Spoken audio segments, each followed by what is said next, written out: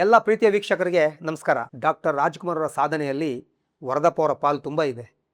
ಮುಂದಕ್ಕೆ ನಾನು ಖಂಡಿತವಾಗ್ಲೂ ವರದಪ್ಪ ಅವ್ರ ಬಗ್ಗೆ ಎಪಿಸೋಡ್ಗಳು ಮಾಡ್ತೀನಿ. ತುಂಬ ಜನ ಕೇಳಿದಿರಿ ವರದಪ್ಪ ಅವ್ರ ಬಗ್ಗೆ ಮಾತಾಡಿ ಅಂತ. ಖಂಡಿತ ಮಾಡ್ತೀನಿ. ಅದು ನೀಟಾಗಿ ಅಧ್ಯಯನ ಮಾಡಿ ಒಳ್ಳೊಳ್ಳೆ ಮಾಹಿತಿಗಳು ತಗೊಂಡು ನಿಮಗೆ ಹೇಳ್ತೀನಿ ನಾನು. ಡಾಕ್ಟರ್ ರಾಜ್ಕುಮಾರ್ ಅವರ ಪ್ರೊಡಕ್ಷನ್ನಲ್ಲಿ ಯಾವುದೇ ಸಿನಿಮಾ ಆದ್ರೂ ಕತೆ, ಚಿತ್ರಕಥೆ, ಸಂಭಾಷಣೆ, ಸಾಹಿತ್ಯ, ಸಂಗೀತ ಇದೆಲ್ಲನೂ ಮೊದಲು ನೋಡಿ ಓಕೆ ಮಾಡ್ತಿದ್ದು ವರದಪ್ಪ ಅವರು ಓಕೆ ಮಾಡಿದ್ಮೇಲೆ ಮುಂದಿನ ಕೆಲಸ ಅಂದರೆ ಮುಂದಿನ ಹೆಜ್ಜೆ. ಅಷ್ಟು ಟ್ಯಾಲೆಂಟ್ ಅವರಿಗೆ. ಕತೆ ಹೇಳ್ತಾ ಇದ್ದಾಗಲೇ ಅವರು ಸಿನಿಮಾ ವಿಷನ್ ಮಾಡಿ ನೋಡ್ಬಿಡೋರು ಅವರು. ಅಷ್ಟು ಬ್ರಿಲಿಯಂಟ್. ಈ ಹಿಂದೆ ಹೇಳಿದ್ದೆ ನಿಮಗೆ, ಅದರ ಮುಂದಿನ ದಿನ ಅವ್ರ ಎಪಿಸೋಡ್ ಮಾಡುವಾಗ ಹೇಳ್ತೀನಿ. ಒಂದು ಸಿನಿಮಾಗೆ 3 ಸಾಹಿತಿಗಳ ಹತ್ರ ಬರೆಸಿ ಯಾವುದು ಓಕೆ ಆಗದೆ ಮತ್ತೆ ಸಂಗೀತ ಮಾಡಿದವ್ರ ಹತ್ರನೇ ಬರೆಸಿ ಓಕೆ ಮಾಡಿದಂಥ ಒಂದು ಘಟನೆ ಇದೆ. ಅದು ಹೇಳಬೇಕು. ನಾನು ಹಲವಾರು ಸಾಹಿತಿಗಳ ಒಂದು ಸ್ನೇಹದಲ್ಲಿದ್ದೀನಿ. ತುಂಬ ಜನರನ್ನು ಮೀಟ್ ಮಾಡಿದ್ದೀನಿ, ಮಾತಾಡ್ತಿರ್ತೀನಿ, ಮಾಹಿತಿಗಳು ತಗೋತಾ ಇರ್ತೀನಿ. ಆದರೆ ಈ ಒಂದು ಹಾಡಿನ ಬಗ್ಗೆ ನಾನು ಬರದೆ ಅಂತ ಮಾತಿದೆ. ಯಾರಿಗೋ ಸಿಗೋ ಮನ್ನಣೆ ಯಾರಿಗೂ ಹೋಗ್ಬಾರ್ದು. ಎಲ್ಲ ಅದ್ಭುತ ಸಾಹಿತಿಗಳೇ. ಆದರೆ ಈ ಹಾಡು ಯಾರು ಬರೆದ್ರು ಅಂತ ಹೇಳೋದು ನಿಮ್ಗೆ ಹೇಳ್ಬೇಕು.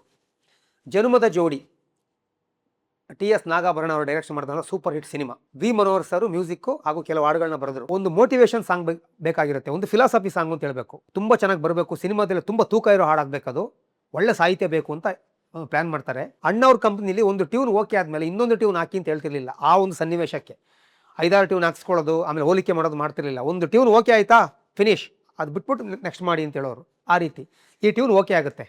ಓಕೆ ಆದಮೇಲೆ ನಾನು ಆ ಸಾಹಿತಿಗಳ ಹೆಸರು ಹೇಳಲ್ಲ, ಯಾಕೆಂದರೆ ಅವ್ರಿಗೆ ಅಗೌರವ ಕೊಟ್ಟಂಗಾಗುತ್ತೆ. ಎಲ್ಲ ಘಟಾನುಘಟಿ ಬರಹಗಾರರೇ, ಅದ್ಭುತ ಸಾಹಿತಿಗಳೇ. ಆದರೆ ಆ ಒಂದು ಸನ್ನಿವೇಶಕ್ಕೆ, ಆ ಒಂದು ಟ್ಯೂನ್ಗೆ ಅದು ಓಕೆ ಆಗಿರಲ್ಲ ಅಷ್ಟೇ. ವರದಪ್ಪ ಅವರು ಒಬ್ಬರ ಹತ್ರ ಫಸ್ಟ್ ಬರೆಸ್ತಾರೆ, ಸ್ವಲ್ಪ ಬಂಡಾಯದ ರೀತಿ ಬರೆದಿರ್ತಾರೆ ಅವರು. ಅದು ಅಷ್ಟು ಓಕೆ ಆಗಲ್ಲ ವರದಪ್ಪ ಅವರಿಗೆ. ಇನ್ನೇನೋ ಬೇಕು ಅಂತಿರ್ತಾರೆ. ಇನ್ನೊಂದು ದಿನ ಇನ್ನೊಬ್ಬರ ಹತ್ರ ಬರೆಸ್ತಾರೆ. ಇದು ಒಂದೇ ದಿನದಲ್ಲಿ ಆಗೋದಲ್ಲ, ಒಂದು ವಾರದಲ್ಲಿ ಆಗೋದು. ಇನ್ನೊಬ್ಬರು ಬಂದು ಬರೀತಾರೆ, ಅವರು ಅದ್ಭುತ ಸಾಹಿತಿ ಕೂಡ. ಬಟ್ ಅದು ಕೂಡ ವರದಪ್ಪ ಅವ್ರಿಗೆಲ್ಲೂ ಡೈಜೆಸ್ಟ್ ಆಗಲ್ಲ. ಇನ್ನೇನೋ ಬೇಕು ಅಂತ ಇನ್ನೊಬ್ಬರ ಹತ್ರ ಕರೆದು ಬರೆಸ್ತಾರೆ, ಅದು ಕೂಡ ಓಕೆ ಆಗಲ್ಲ. ಯಾಕೆ ಹಿಂಗಾಗ್ತಿದೆಯಲ್ಲ, ನನಗೆ ಇನ್ನೂ ಏನೋ ಬೇಕು ಅನಿಸ್ತೀನಿ ಅಂತ ವರದಪ್ಪ ಅವರು 100% ಸ್ಯಾಟಿಸ್ಫೈ ಆಗೋರಿಗೆ ಬಿಡ್ತಿರ್ಲಿಲ್ಲ. ಹಂಗೆ ಹೇಳ್ಕೊಂಡು ತುಂಬ ಕಾಯಿಸ್ತಾನೂ ಇರಲಿಲ್ಲ. ಬೇರೆ ಹತ್ರ ಬರೆಸ್ಬಿಡೋರು.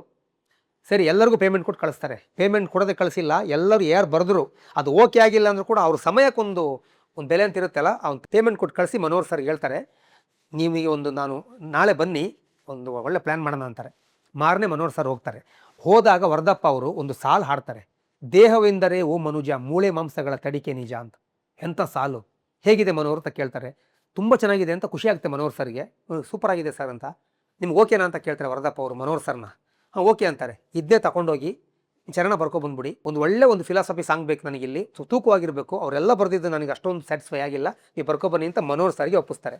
ಮನೋಹರ್ ಸರು ಆ ಪಲ್ಲವಿ, ಆ 2 ಸಾಲು, ಆ ಪಲ್ಲವಿ ಪೂರ್ತಿ ಅಲ್ಲ, 2 ಸಾಲು ಮಾತ್ರ ತಗೊಂಡು ಹೋಗ್ತಾರೆ. ಒಂದೇ ದಿನ ರಾತ್ರಿ ಬರೆದುಬಿಟ್ಟು ಮಾರನೇ ತಗೊಬರ್ತಾರೆ. ಹಲವಾರು ಕಡೆ ಮನೋಹರ್ ಸರ್ ಹೇಳಿರಬೇಕಿದು, ಟಿ.ಎಸ್. ನಾಗಾಭರಣ ಕೂಡ ಹೇಳಿರಬೇಕು. ಆದರೆ ನನಗೆ ಮನೋಹರ್ ಸರ್ ನಿನ್ನೆ ರಾತ್ರಿ ಹೇಳಿದಂಥ ವಿಷಯ ಇದು. ಯಾಕೆ ತುಂಬ ಜನ ನಾನು ಬರ್ದೆ ಅಂತ ಮಾತು ಬರ್ತಾ ಇತ್ತು. ವೀಕ್ಷಕರಿಗೆ ಇದನ್ನ ಕನ್ಫರ್ಮ್ ಮಾಡಿ ಹೇಳ್ಬಿಡೋಣ ಅಂತ ಈ ವಿಡಿಯೋ ಮಾಡ್ತಿರೋದು. ಒಬ್ಬರಿಗೆ ಸಿಗಬೇಕಾದ ಮನ್ನಣೆ ಇನ್ನೊಬ್ಬರು ಪಾಲು ಆಗಬಾರ್ದು. ಎಲ್ಲರೂ ಒಳ್ಳೆ ಬರಹಗಾರರೇ ಅಲ್ವಾ. ಹಾಗಾಗಿ ಮನೋಹರ್ ಸರು ಅದ್ಭುತವಾಗಿ ಬರ್ಕೊಂಬರ್ತಾರೆ. ನಶ್ವರ ಕಾಯ ನಂಬದಿರಯ್ಯ, ಈಶ್ವರನೇ ಗತಿ ಮರೆಯದಿರಯ್ಯ, ತ್ಯಾಗದಿ ಪಡೆಯೋ ಸುಖವು ಶಾಶ್ವತ ಅಂತ. ಆ ಮೊದಲ ಚರಣ ಅಂತೂ, ಹುಟ್ಟಿರುವ ಮಡಿಯಲ್ಲಿ ಕಟ್ಟಿರುವ ಗುಡಿಯಲ್ಲಿ ಸುಟ್ಟ ಧೂಪ ದೀಪದಿ ಶಿವನಿಲ್ಲ. ಅದರಲ್ಲಿ 2ನೇ ಚರಣ ಅಂತೂ ಇನ್ನೂ ಸೂಪರು. ಮೇಲು ಕೇಳಿನ ನಡತೆ, ಹಾದಿ ತಪ್ಪಿದ ಜಡತೆ, ಕುಲ ವ್ಯಾಕುಲಗಳು ಸರಿಯೇನು ಅಂತ. ಅದು ಆ ಲಿರಿಕ್ಸ್ ನೋಡಿದ ಕೂಡಲೇ ವರದಪ್ಪ ಅವ್ರು ಕೈ ಮುಗಿದು ಬಿಡ್ತಾರೆ.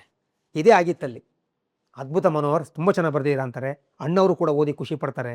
ಸಖತ್ತಾಗಿದೆ ಅಂತ ಹೊಗಳ್ತಾರೆ. ಜಮಾಯಿಸ್ಬಿಟ್ರಿ ಬಿಡಿ ನೀವು ಅಂತ ಅಷ್ಟು ಖುಷಿ ಪಡ್ತಾರೆ ಎಲ್ಲರೂ. ಇವತ್ತಿಗೂ ಜನ್ಮದ ಜೋಡಿಯ ಆ ಒಂದು ದೇಹವೆಂದರೆ ಓ ಮನುಜ ಹಾಡು ತುಂಬ ಮೇಲ್ಮಟ್ಟದ ಹಾಡು. ಮನೋಹರ್ ಸರ್ ಸಾಹಿತ್ಯದಲ್ಲಿ ಅವ್ರು ಮಾಡಿದಂಥ ಅವರ ಒಂದು ಚಿತ್ರ ಜೀವನದಲ್ಲಿ ದೇಹವೆಂದರೆ ಓ ಮನುಜ ದಿ ಬೆಸ್ಟ್ ಫಿಲಾಸಫಿ ಸಾಂಗ್ ಹೇಳ್ತೀನಿ ನಾನು. ನೋಡಿ, ವರದಪ್ಪ ಅವರು ಕೂಡ ಸಾಹಿತ್ಯ ಜ್ಞಾನ ಎಷ್ಟಿತ್ತು ನೋಡಿ. ಆ ಮೊದಲ ಸಾಲು ಅವರೇ ಕೊಡೋದು, ದೇಹವೆಂದರೆ ಓ ಮನುಜ ಮೂಳೆ ಮಾಂಸಗಳ ತಡಿಕೆ ನಿಜ ಅಂತ. ಕೇಳ್ತಾರೆ ಮನೋಹರ್ ಸರ್, ಇದೆಂಗೆ ಚೆನ್ನಾಗಿ ಬರೆದ್ರಲ್ಲ ನೀವು ಅಂತ. ಭಕ್ತ ಕುಂಬಾರದು ಮಾನವ ಮೂಳೆ ಮಾಂಸ ತಡಿಕೆ, ಅದನ್ನ ನೆನೆಸ್ಕೊಂಡು ಆ ಇನ್ಸ್ಪೈರಲ್ಲಿ ಈ ಥರ ಬರೆಯೋದು ಈ ಟ್ಯೂನ್ಗೆ. ನೋಡಿ, ವರದಪ್ಪ ಅವ್ರು ಕೊಟ್ಟಂಥ ಒಂದು ಪಲ್ಲವಿ 2 ಸಾಲು ಅದು ತಗೊಂಡೋಗಿ ಮನೋಹರ್ ಸರ್ ಫುಲ್ ಬರ್ಕೊಂಬರ್ತಾರೆ. ಪ್ರತಿ ಸಾಲು ಚರಣದಲ್ಲೂ ಮನೋಹರ್ ಸರ್ದೆ, ಬೇರೆ ಯಾರ್ದು ಅಲ್ಲ. ನಾನೇ ಖುದ್ದಾಗಿ ಕೇಳಿದ್ದೀನಿ, ಹಲವಾರು ಸಾಹಿತಿಗಳು ನಂದು ಅಂತಾರೆ. ಅಲ್ಲ, ಅದು ಎಲ್ಲನೂ ಮನೋಹರ್ ಸರೇ ಬರೆಯೋದು. ಆ ಮೇಲೆ 2 ಸಾಹಿತ್ಯ ಬಿಟ್ಟು, ಆ 2 ಸಾಲು ಬಿಟ್ಟು. ಅದ್ಭುತ ಸಾಲು. ಇವತ್ತಿಗೂ ಅಣ್ಣವ್ರ ಧ್ವನಿಯಲ್ಲಿ ಕೇಳ್ತಾ ಇದ್ರೆ ನಮಗೆ ತುಂಬ ರೋಮಾಂಚನ ಆಗುತ್ತೆ. ಜೀವ ತುಂಬಿ ಅಣ್ಣವ್ರು ಆಡಿದ ರೀತಿ, ಆ ಸಿನಿಮಾದಲ್ಲಿ ನಾಗಾಭರಣ ಅವರು ಪಿಕ್ಚರೈಸ್ ಮಾಡಿದ ರೀತಿ ಎಲ್ಲನೂ ಚೆನ್ನಾಗಿ ಬಂತು. ಮಿಕ್ಕಿದಂಗೆ ನಿಮಗೆ ಜನ್ಮದ ಜೋಡಿ ಸಿನಿಮಾದ ಹಾಡುಗಳ ಬಗ್ಗೆ ಎಲ್ಲ ಮಾಹಿತಿ ನಿಮಗೆ ಯೂಟ್ಯೂಬಲ್ಲೇ ಸಿಗುತ್ತೆ. ನಮ್ಮ ಚಾನಲ್ಲು ಕೂಡ ಮನೋಹರ್ ಸರ್ ಮಾತಾಡಿದ್ದಾರೆ, ಆಮೇಲೆ ಬೇರೆ ಚಾನಲ್ಲು ಮಾತಾಡಿದ್ದಾರೆ. ಎಲ್ಲ ನೋಡಿ ನೀವು ಮಾಹಿತಿ ತಿಳ್ಕೊಬೋದು. ದೇಹವೆಂದರೆ ಓ ಮನೋಜ್ ಹಾಡನ್ನ ಕೇಳಿ, ಮಿಕ್ಕಿದ ಹಾಡುಗಳನ್ನು ಕೇಳಿ ಎಂಜಾಯ್ ಮಾಡಿ. ಓಕೆನಾ? Thank you.